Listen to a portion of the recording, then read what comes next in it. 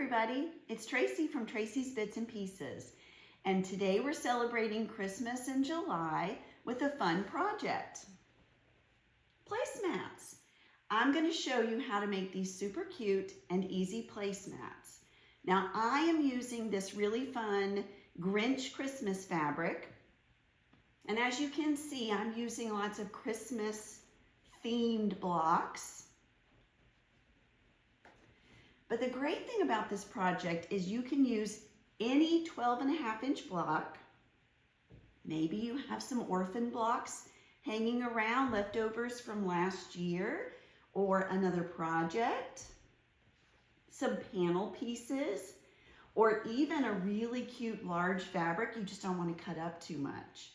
So what we're going to do is learn how to use or start with that 12.5-inch block and end up with this really cute placemat. So hang on and let me show you everything you're going to need.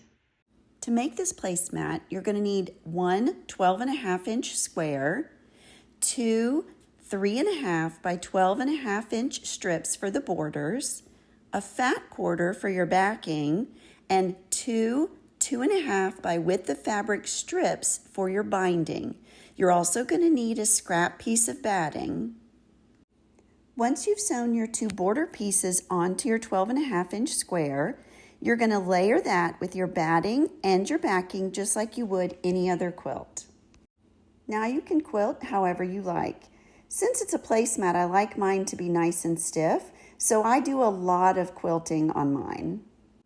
Once it's quilted, you're going to give it a quick trim, and then you're just going to bind it the way you would your normal quilts. Ta-da! That's it, you guys. That's all it takes to turn a 12.5-inch block into a super cute placemat. Now I can't wait to see what you guys come up with.